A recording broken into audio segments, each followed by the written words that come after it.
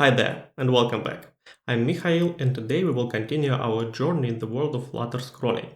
In the last video, we explored the theory behind the slivers and all custom scrolling.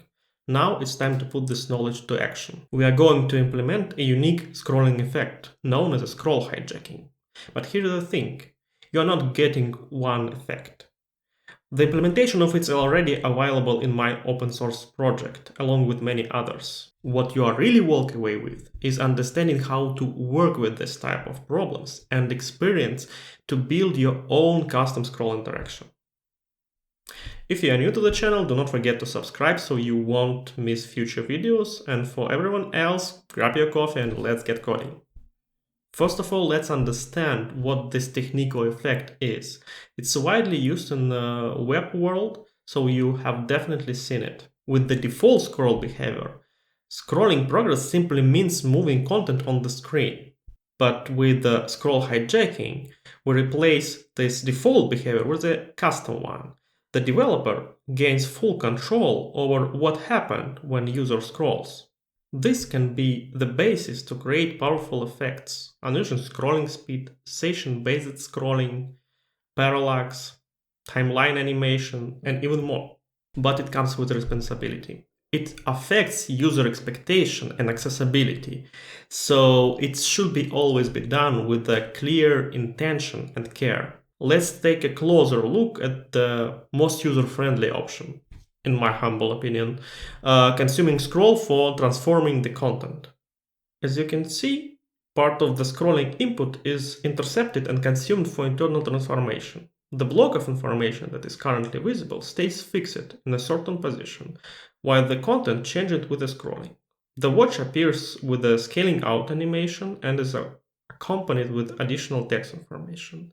After that, the watch rotates, allowing the user to view the product from different angles, almost like interacting with it in 3D.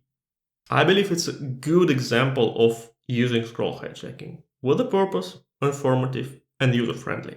Let's create a platform for implementing this type of effects, consuming scroll and using it for internal content transformation.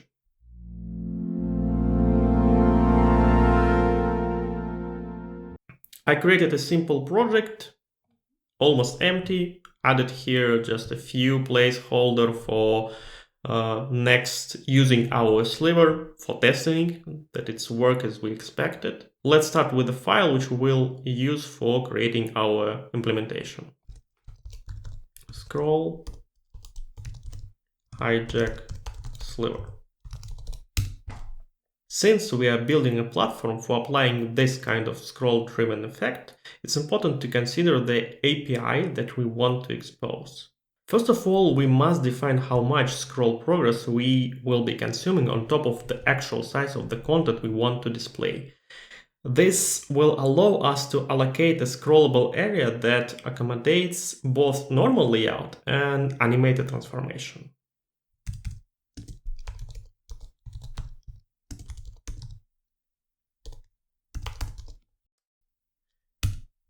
In addition, we need a way to respond to the progress of scrolling and adapt our content accordingly. A good solution here is to provide a builder that exposes a value identifier with a double progress representing the scroll progress in percentage, so that the user can build content relatively based on it.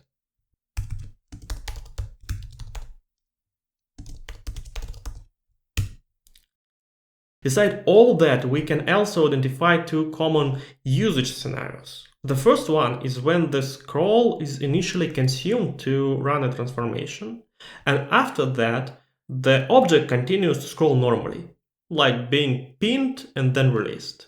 The second option is when the scrolling out in the end is mixed with the final part of the content transformation. To fulfill all these requirements, we will need an enum. Let's call this scroll hijack progress behavior.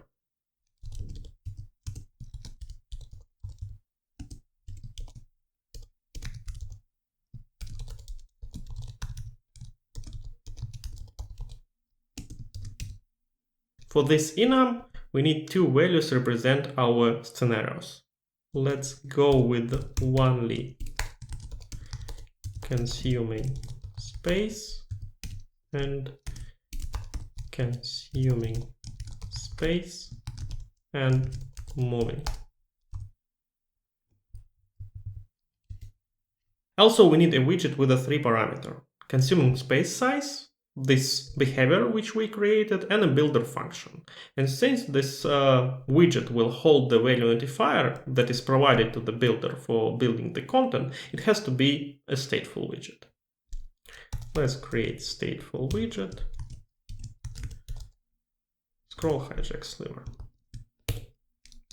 So let's add the parameters that we need. It's final double, consuming space size. Apart from that, we need a behavior. Let's call this progress behavior. And also we need a builder function that will return a widget. Let's create like this and call this builder. And in this builder, we need a bit different signature. We'll provide the context and value listenable double, consuming progress.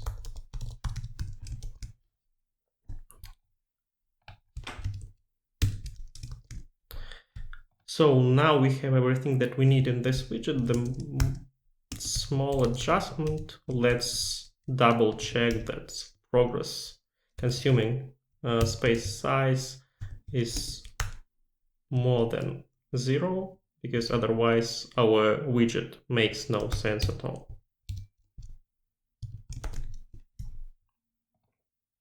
And for beginning, we just left here a placeholder without changing anything, because we will change this in the future. But all this is just the wrapper part. The actual logic, the scroll progress calculation, for example, determining where and how to show the content, consuming part of scroll offset, will live on the sliver. So we'll implement the logic inside a custom render sliver, and that's where the core magic of scroll hijacking will happen. Let's start creating it. To begin with, we'll need a single child render object widget which returns our custom render sliver. Let's create a custom one. Call this hijack sliver and extends single child render object widget. And apart from this one, we need also another class which will be hijack render sliver, which extends render sliver.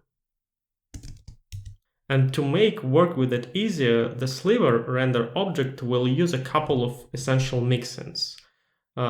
Render sliver helpers for utilities like painting and geometry calculation, and render object with a child mixin to support a single child.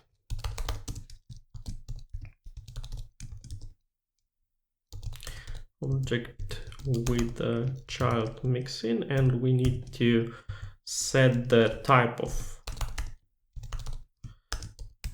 render box. Yes.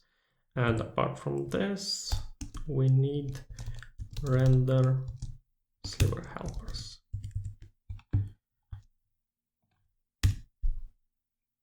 Now we can create a method which we are missing here, create render object, and just return our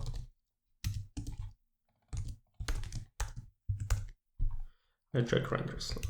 And also we need to implement one method we just created for beginning, and then we'll implement this in the future.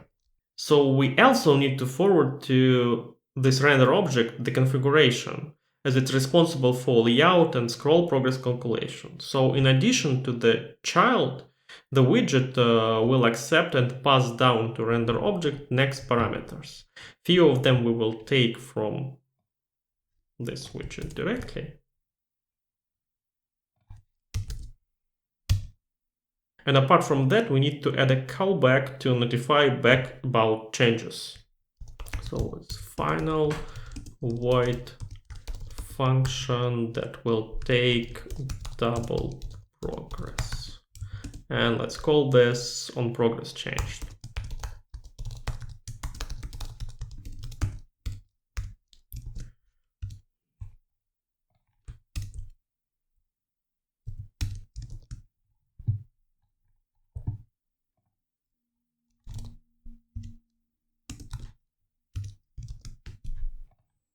And key we will not need here. We need to create a const constructor. We need to provide these parameters also to render slivers, so let's copy them, but they shouldn't be final. They are mutable already in the render objects, so let's make them private and create a constructor to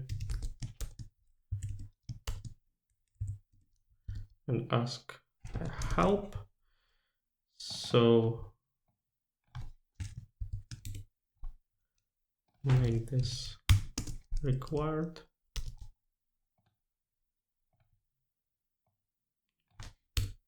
Here as well. And apart from that, we need to create getters and setters for them.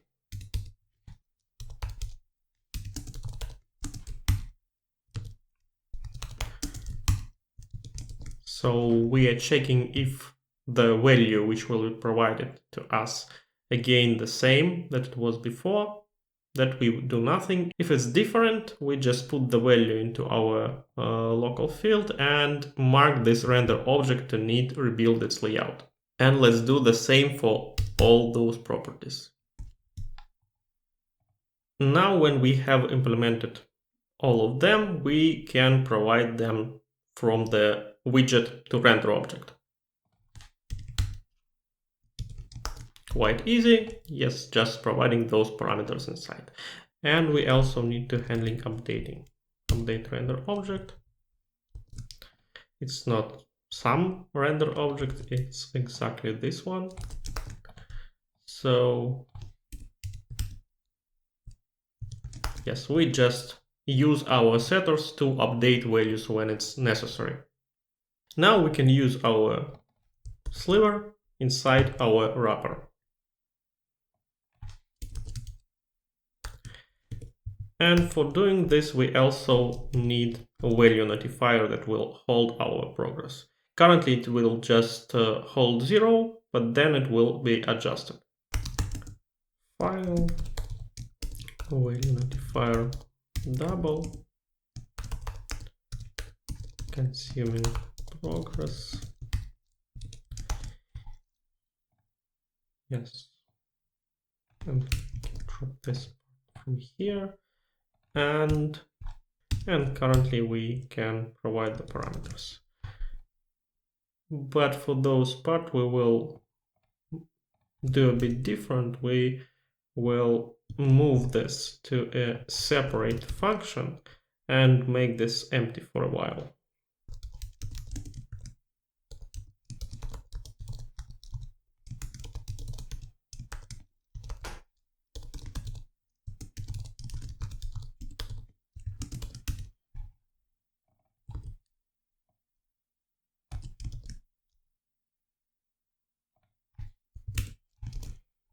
Let's implement the core of our scroll hijacking logic, the performance layout method in the custom render sliver that we already created, but it's empty for now.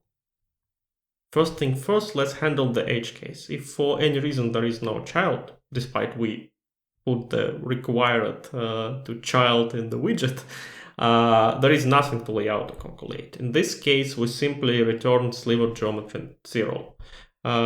This is a standard way to inform the sliver system that this widget takes up no scroll space and requires no painting at all, do nothing.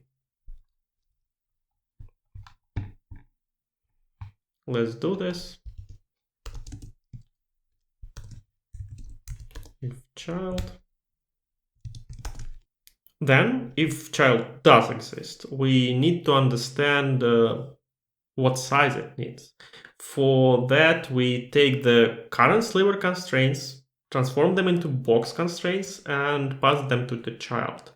This allows the child to decide how much space it actually requires. First of all, let's put this to variable.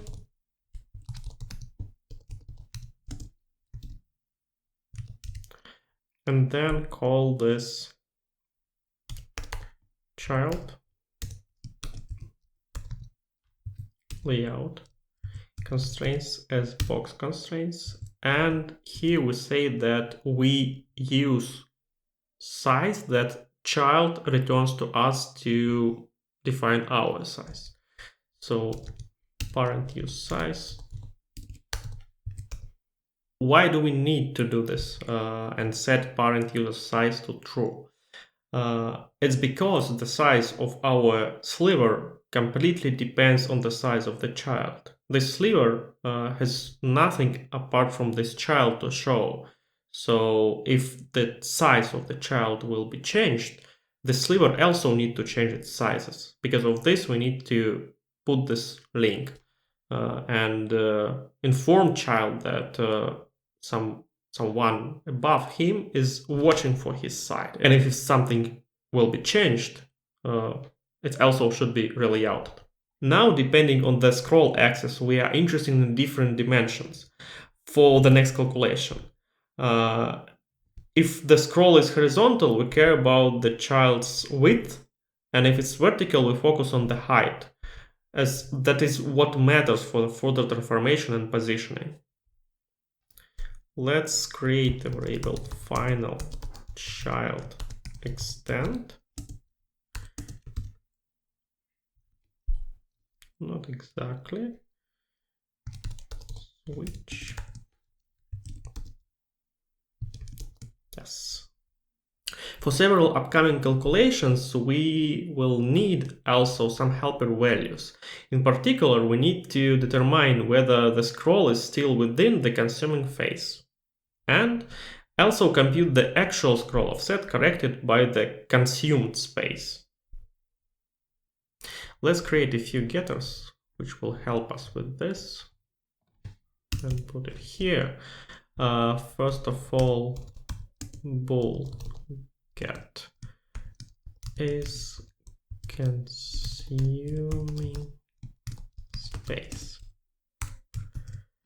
So when we're still consuming space, if scroll offset is less or equal than consuming space size.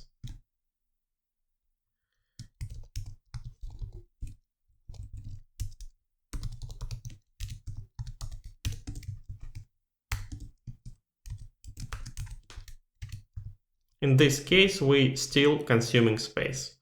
So there should be more scrolling before we go into the phase when we're just moving out. And the second one is valuable for the second phase when we actually scrolling out the content from the screen. So it's corrected scroll offset.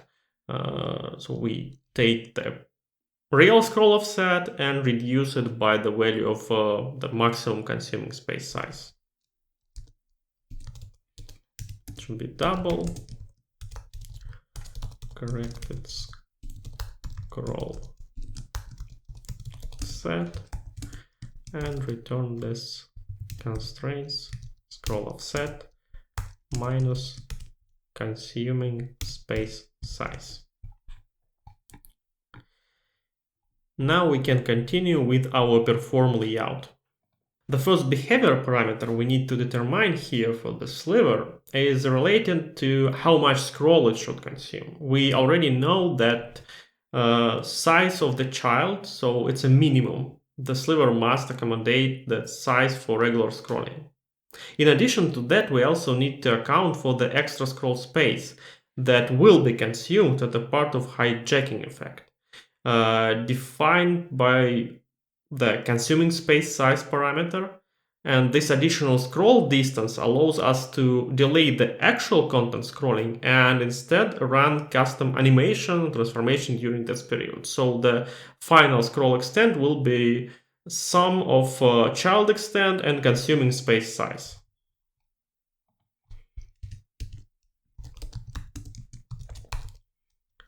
Scroll extent be child extent plus consuming space size.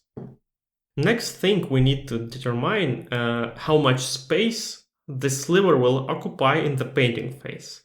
For making this, I will create a helper method, helper function, calculate paint extent that is responsible for. All these calculations are extracted into a separate function because it's a fairly large logic block that result is a single value. It makes sense to isolate it for readability at least. So what exactly we are doing inside this function?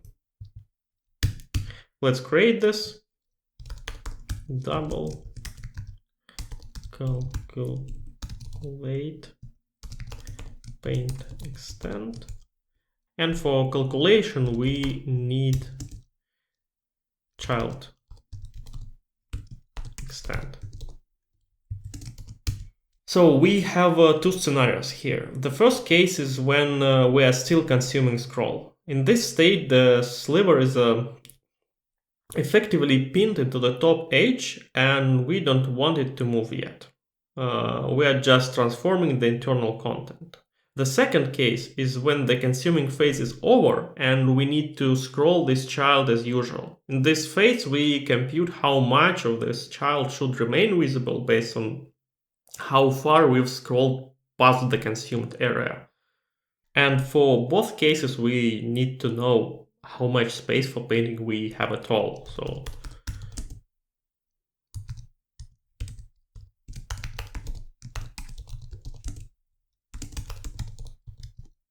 constraints. Remaining paint extent is responsible for this. And as we said, we have here two phases. We can separate them using our helper that we already created and separate two branches. The logic handling the first case is fairly simple. If the child requires more space than we currently have for painting, for example, it's very large or just beginning to appear from the bottom. We give it all available paint extent. Otherwise, we simply use the space it's actually needed. So if child extent is bigger than we have space for painting, we just return everything that we have. Otherwise, we return child extent. Supporting the second case is a bit tricky to explain, but instead of diving deep into the calculation details, we can rely on the fact that it essentially behaves like the default slivers. With the one correction. That correction is that we first consume scroll space and only after that do we switch to regular scroll behavior. Because of that, it makes sense to reuse the logic that other slivers like render sliver to box adapter, for example, already implemented for calculated paint extent. Let's check render sliver to box adapter, and this sliver using for calculating paint child size, paint extent, calculate paint offset. This is a default helper method for RenderObject, and we can just copy this and adjust a little bit. So first of all, here it will be child extent, and here is 0.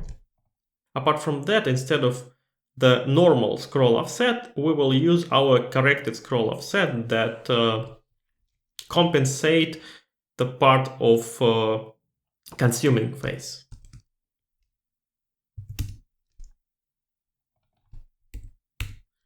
We can rename this to corrected scroll offset. This one we already have here.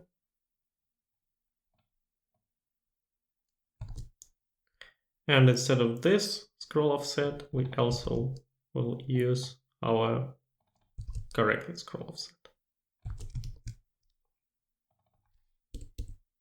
Let's rename this to max active extent and remove this comment. We can also make this final. So this way we created a method which calculates for us paint extent that we need for our widget. Let's use it and say final painted child size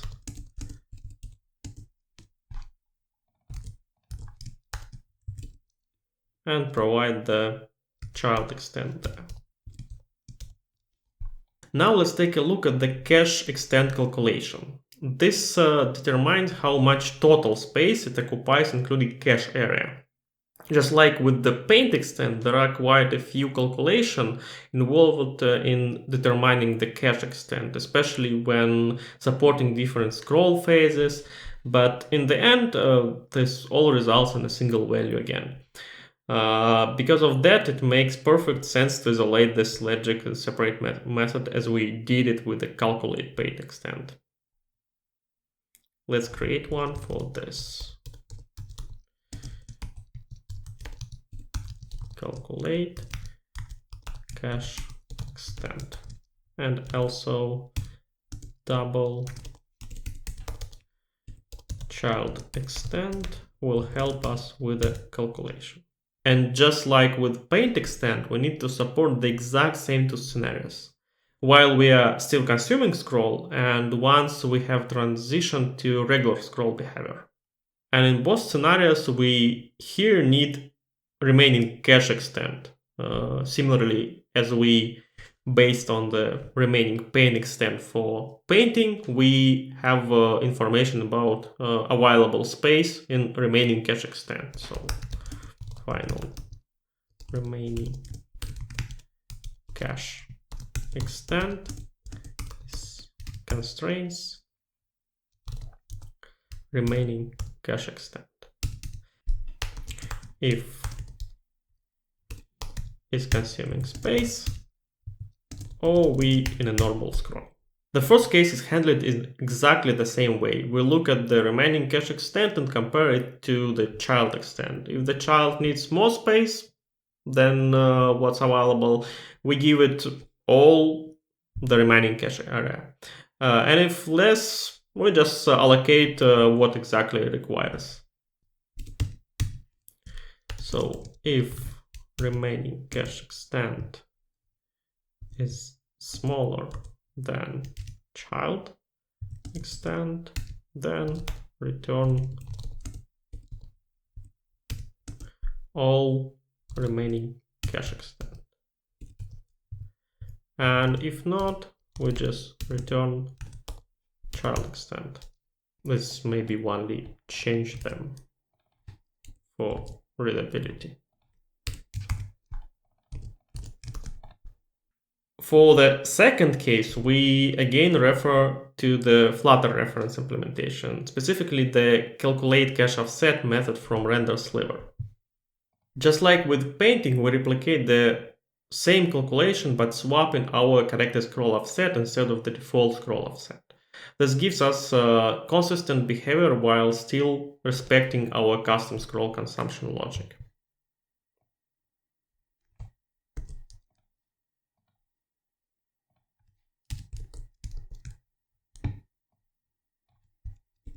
Instead of this, we put here 0 and use here child extent.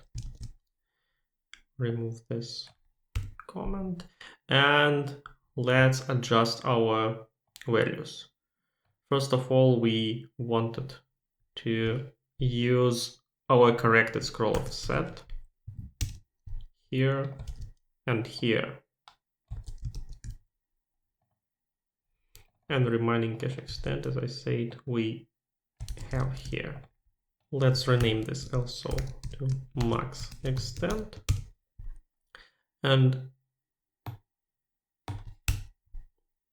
But here we need to introduce a correction. The first parameter we calculate can be explained as how much of the sliver has already scrolled beyond the cache area. In other words, how far it has been scrolled out of the cache. Let's name this appropriately. Scrolled over cache. There is a small issue though. By default, this uses the cache origin value. However, cache origin grows along with the scroll offset up to the maximum size of the cache area. In our case, while we are still consuming scroll progress, the scroll offset continues increase, and so does the cache origin. So by the time we transition to the regular scroll phase, the cache origin has grown significantly and produced an incorrect value for us. And since it is limited, we cannot properly adjust it. Luckily, we know that while we didn't scroll out a part, the target value should be 0. So we can consider this value to be 0 while it's negative. And compensate for this misalignment. Let's do this. If scroll over cache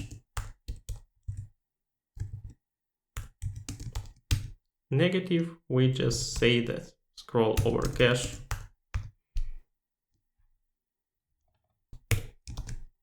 now we have everything to define geometry, but first of all, let's do this. Cache extend.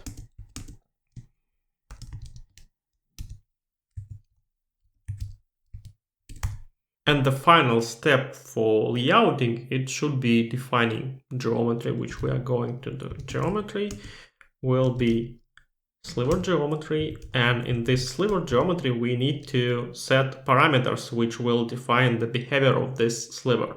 So first of all, scroll extend, which we already defined, paint extend, cache extend, which we defined in our separate method. Maximum paint extent in our case is the size of child. We cannot paint anything more than we have a content for this.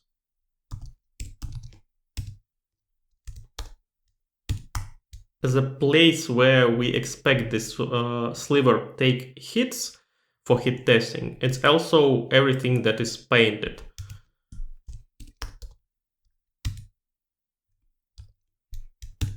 And the last thing which we need to decide is, has it overflow, visual overflow or not?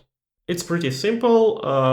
First of all, when we have this overflow in our case, when we have a quite small space for painting and the child needs more space. For example, when it appears from the bottom. Child extend more than constraint. Remaining paint extend. And the second case, when we actually start scrolling out. And in our case, scrolling out defined by specific case when we consumed everything that we need to consume before, and then we actually scrolling. So if corrected scroll offset is bigger than 0. Now we can move on to painting. The first step is to define the offset at which the child should be painted. This is a standard step in sliver rendering. To do that, we will create a helper method to set the child's parent data and call it in perform layout. But before we do this, we need to set up which parent data it will be. To do this, we will override a method.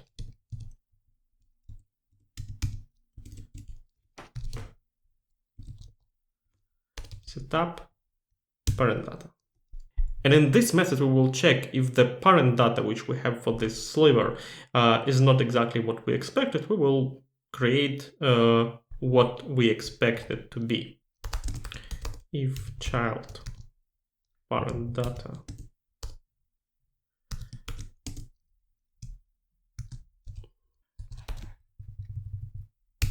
is not sliver physical parent data, we will do this child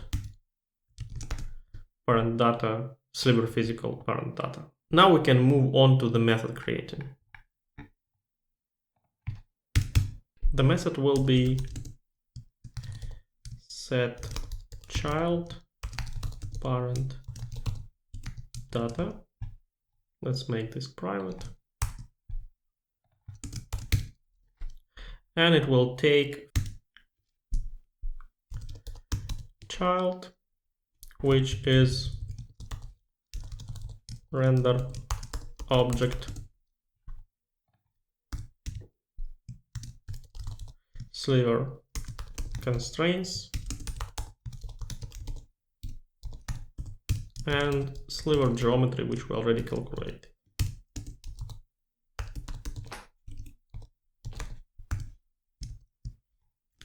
And let's call this method in perform layout to not forget to do this.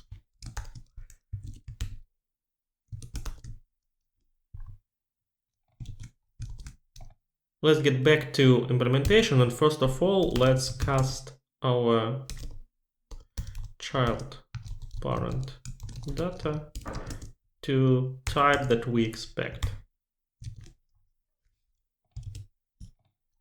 Since the offset will depend on the scroll axis direction, we first need to determine the actual growth direction. Then, based on this direction, we can calculate the appropriate paint offset. And let's put this into variable actual growth direction. And for this, we have a helper method, apply growth direction to axis direction.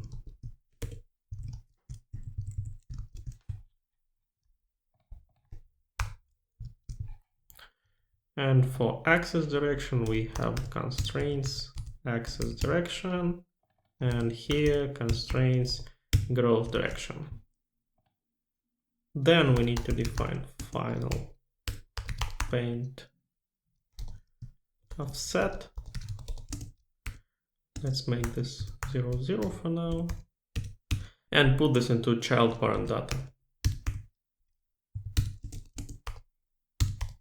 And as we can see, here should be not a double, but offset. So in this offset, we will define based on the actual growth direction. So switch actual growth direction, and based on this, we will describe different cases. Let's go through them one by one, but for beginning, we just create for each case 0 offset.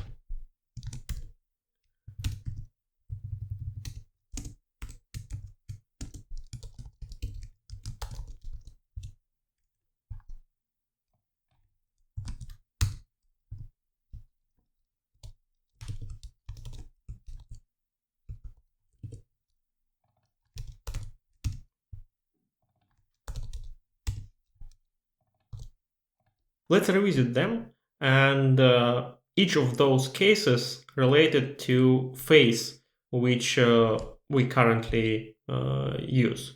Is it consuming phase, or is it actually scrolling already? And if it's consuming, we don't need to have an offset in any of those cases.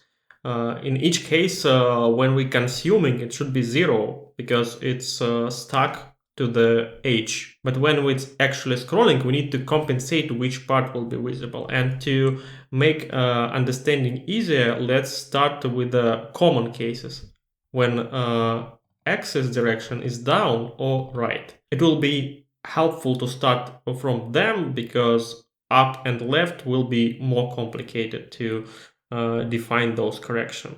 So if we in the consuming, it's still 0. And if we already scrolling, it should be some offset. dx mean the offset on x-axis.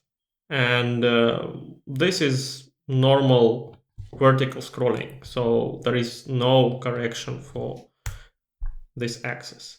For this axis, we have already defined value is corrected scroll offset, because it's exactly correction which we need to apply to say which part of our widget should be moved to show exactly what we need to show. And as you can understand, for right case, it will be similar like this with a small correction. In right direction, we have a case when we horizontally scrolling instead of vertically. So we don't have this correction. And instead of this, we have a correction on x-axis.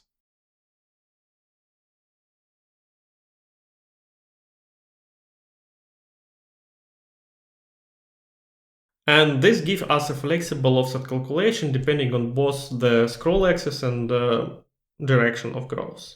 Once we set the paint offset, we can proceed to painting. In our case, the painting logic will be completely standard because all the required transformation and calculation have already been handled during the layout phase and this set child parent data method. That means the paint follow in common pattern used in other slivers. You can find similar implementation sliver like render sliver to box adapter again and just reuse it from it.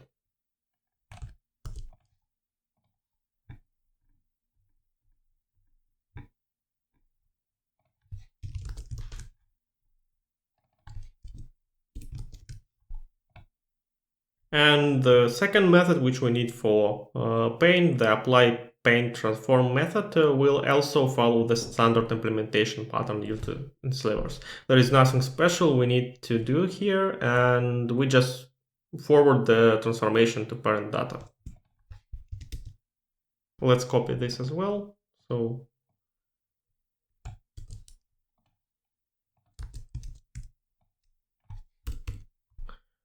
remove assertion to make it a bit simpler. Yes, and we can just simplify even like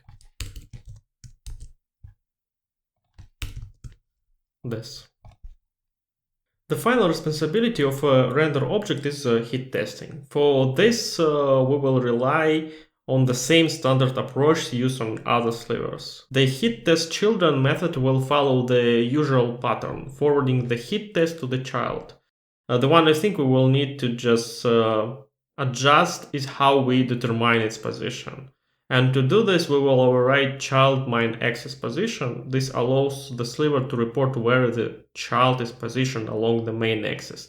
And similar to our layout and paint logic, we will use the same scroll offset, corrected scroll offset here instead of default scroll offset. Let's do this. And yeah, here we have everything that we need to implement this.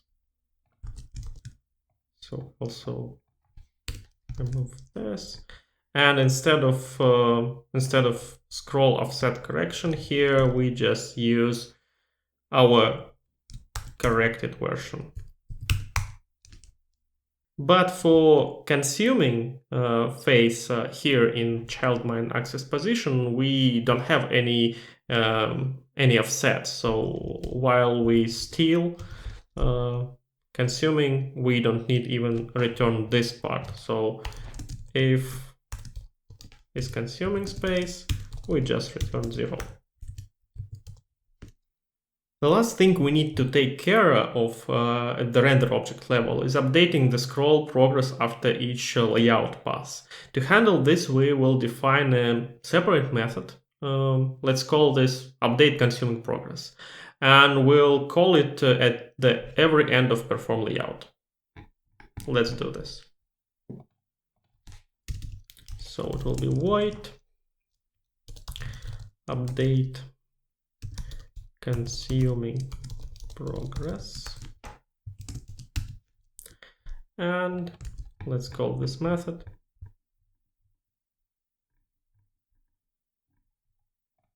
after we did everything that we wanted. So the logic inside is relatively simple. We have defined two possible behaviors already, right? Progress is calculated only for consuming phase, and progress is calculated for the consuming and scrolling phase together. If you want to continue animation when we are already moving out from the screen. So the total scrollable extent will depend on the selected behavior. Then we will compute the scroll progress as a ratio of the current scroll offset and the total extent. So let's put to the variable scroll offset information from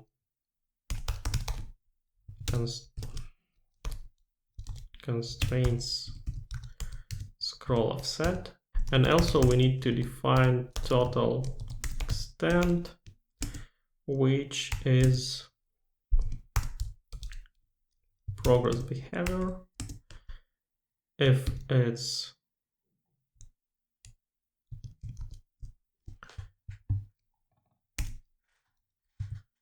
only consuming space. For those case, let's calculate the progress.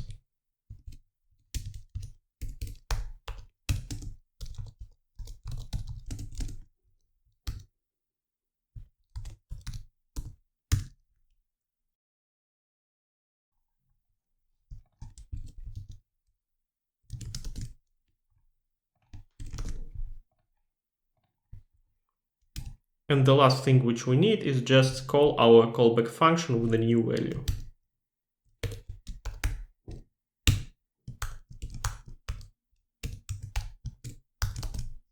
Now we can return back to the method which we initially postponed for the really end. This one, on progress changed. The one responsible for updating the scroll progress.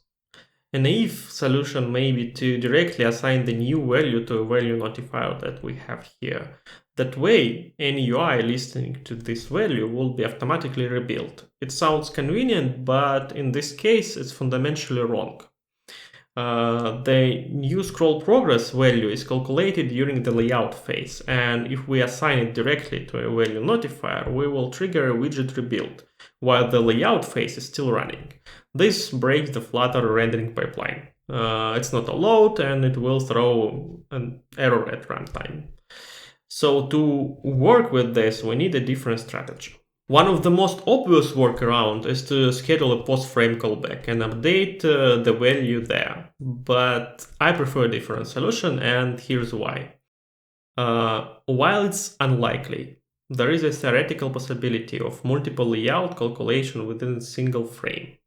So for example, during scroll correction, if that happened, we could end up scheduling multiple callback, leading to redundant work. But even more importantly, there is also a semantic link between updating this scroll progress and driving animation. It's our purpose here, right? So we want to update animation based on the scroll progress. And Flutter has a dedicated phase in the frame pipeline for animation updates. So instead of relying on post-frame callback, we will register our widget as a ticker listener and perform progress updates during the animation phase. This is a cleaner and more appropriate solution. So first of all, let's add here a mixin, which will help us with the ticker registering.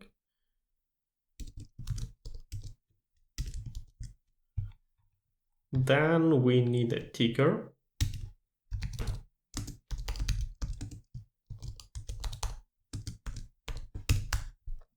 Let's create this ticker on init state.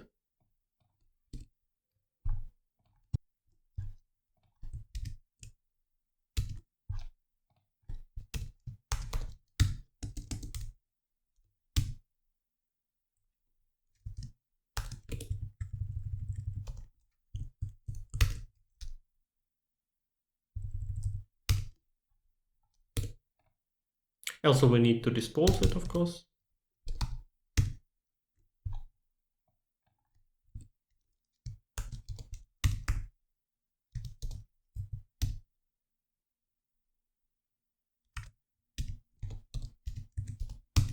And dispose it.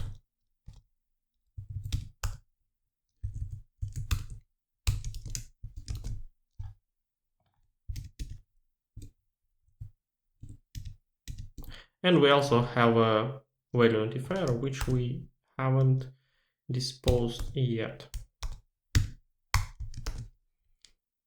So let's visit our tick method, and to not create additional work that's not necessary, we will do that way. When we have an update that we need to apply, we apply this update and stop our ticker from work.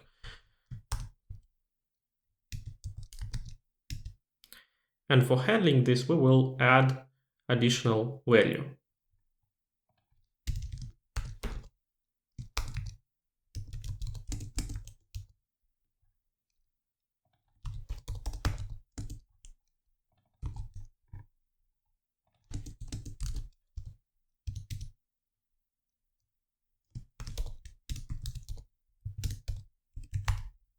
And when we get an update, we will do all work for scheduling a new tick of our ticker.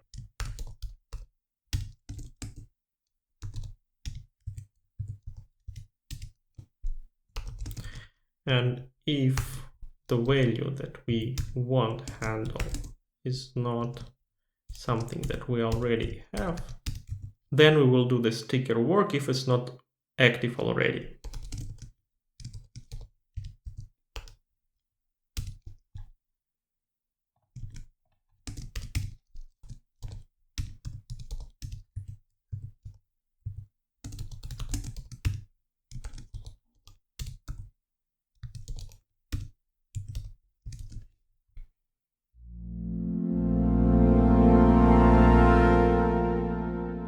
So the last thing that we need to do is verify that our implementation actually works as expected. To do this, let's get back to our test application and add our hijack sliver with some implementation of using. It's really simple. It's just a container with a specific height, and based on the progress, we showing the text with this progress and the progress bar. Let's run this and let's see how it does work.